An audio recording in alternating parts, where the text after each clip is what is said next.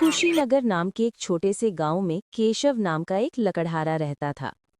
एक दिन लकड़हारा सुबह के समय लकड़ी काटने जा रहा होता है। तभी उसकी पत्नी सुनीता उससे कहती है, आखिर ऐसा कब तक चलेगा जी। हर रोज आप उम्मीदों का बोझ लेकर सुबह घर से निकलते हैं और शाम होते होते खाली हाथ, थके हारे, निराश होकर घर लौट आते हैं। क्या तुम्हें दिखाई नहीं देता? इस पूरे गांव में अगर किसी की हालत सबसे ज्यादा खराब है तो वो हमारी है। ना ढंग की आमदनी है, ना कोई सहारा। क्या करूं सुनीता, जब मेरी किस्मत ही फूटी हुई है तो भला मैं क्या कर सकता हूं? हर बार लगता है कि अब हालात सुधरेंगे, अब जिंदगी थोड़ी आसान होगी, लेकिन नहीं। जैसे ही एक उम्मीद की किरण नजर आती है, वैसे ही कोई ना कोई मुसीबत आकर सब कुछ उजाड़ देती है।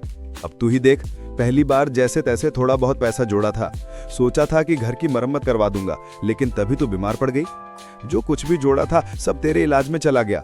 उसके बाद सोहन के हाथ में वो गहरी चोट लग गई, उसका इलाज करवाने में जो बचा खोचा था वो भी चला गया। दोनों पति पत्नी आपस में बात कर ही रहे थे कि तभी उनका 8 साल का बेटा सोहन उनके पास आता है।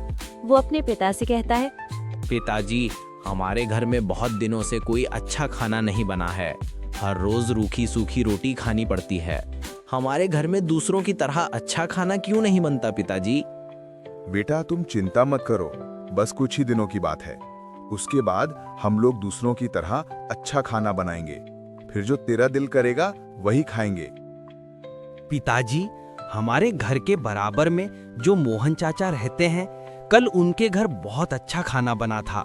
खाने की खुशबू सूंघकर मैं उसके घर चला गया, लेकिन उन्होंने मुझे देखते ही खाना छुपा दिया।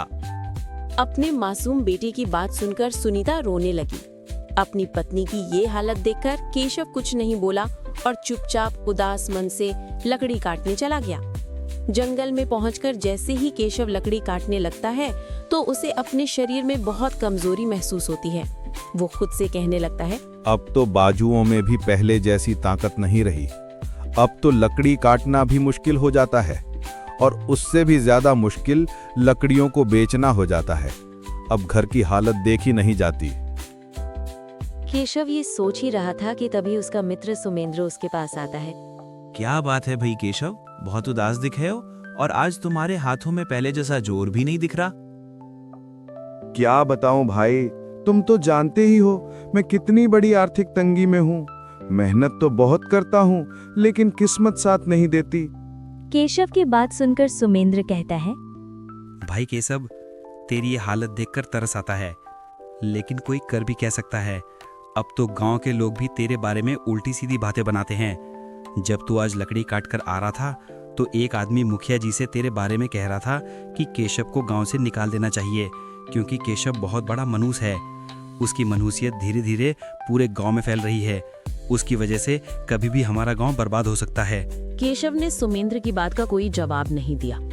केशव को चुप देखकर सुमेंद्र वहां से चला जाता है। सुमेंद्र के जाने के बाद केशव सोचने लगता है, हे ईश्वर, आखिर मेरे साथ ही ये क्यों हो रहा है? मैंने तो कभी किसी का बुरा नहीं चाहा, कभी किसी का दिल नहीं दुखाया, फिर मेरे ही सपनों के दिए क्यों बुझ गए? मेरी उम्मीदों के चिराग एक एक करके क्यों बुझते गए? धुंध ऐसी छाई है जिंदगी में कि अब तो कोई रास्ता भी नजर नहीं आता। ये गरीबी, इसने मुझे अंदर से तोड़ कर रख दिया है।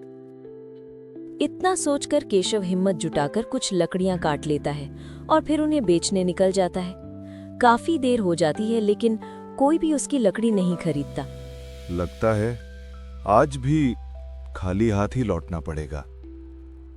सुनीता बड़ी उम्मीद से मेरी राह देख रही होगी, सोच रही होगी कि मैं कुछ खाने को जरूर लाऊंगा, पर मैं क्या करूं, हालात ही ऐसे हैं। अब तो घर लौटने का भी मन नहीं करता। उस मासूम की नजरों का सामना कैसे करूंगा? वो नन्हा बच्चा भूखा होगा, आज मैं उसे क्या जवाब दूंगा? पूरे दिन का थका हारा केशव लकड़ी का गट्ठर लेकर अपने घर चला जाता है। लकड़ी का गट्ठर घर के बाहर डालकर वो दबे पांव घर के अंदर गया। जब उसकी पत्नी ने उसे इस तरह आते देखा तो बोली, क्या बात है जी, आज आप इतने उदास क्यों हैं? केशव अपनी पत्नी की बात का कोई जवाब नहीं देता। अपने पति को वो चुपचाप देखकर कहती है, आप बोलते क्यों नहीं? आखिर क्या बात है जो आज आप इतने उदास हो? केशव की आंखों में आंसू आ गए।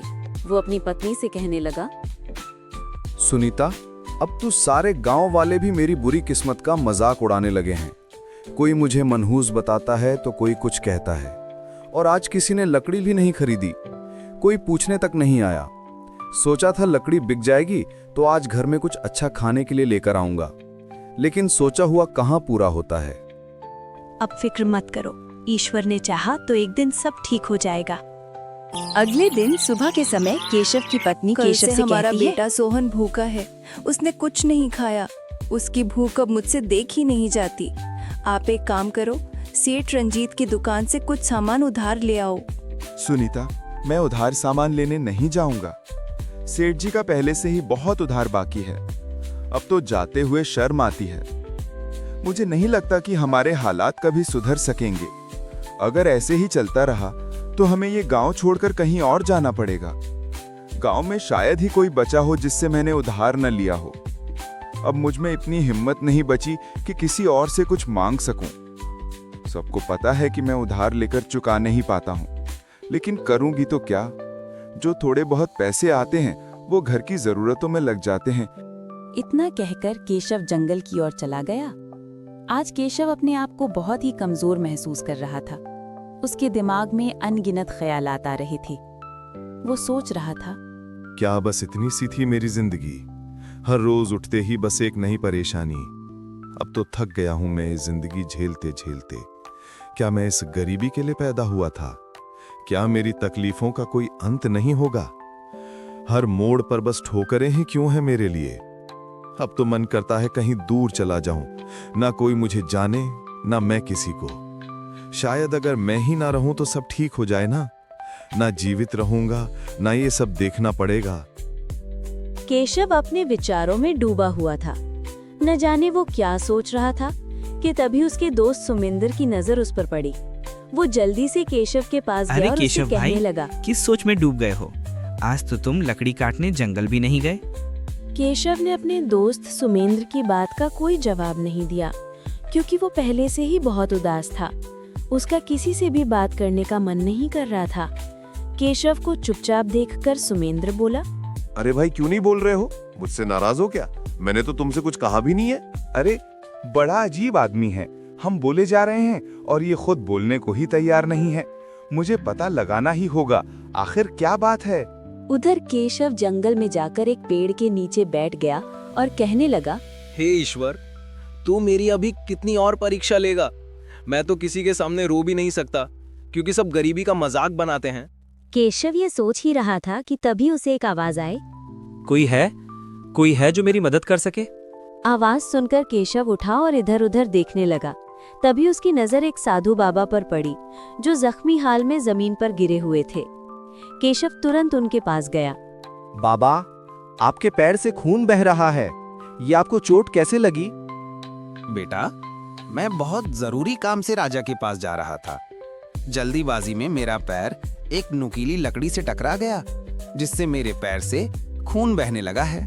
केशव जल्दी से साधु महाराज के पैर पर एक कपड़ा बांध दिया, जिससे साधु बाबा का खून बहना बंद हो गया। फिर साधु महाराज केशव से कहने लगे, बेटा, मुझे बहुत प्यास लगी है। प्यास की वजह से मेरा गला सूख रहा है। अगर जल्दी से पानी नहीं मिला तो शायद मैं बच ना सकूं। कृपया तुम मेरे लिए कहीं से पानी ले आओ। बाबा, आप परेशान मत होइए। मैं अभी आपके लिए कहीं से पानी लेकर आता हूँ। केशव तुरंत पानी की तलाश में निकल गया। काफी ढूंढने के बाद उसे कहीं पानी नहीं मिला। इससे केशव घबरा गया और इधर उधर देखने लगा, शायद कहीं से पानी मिल जाए।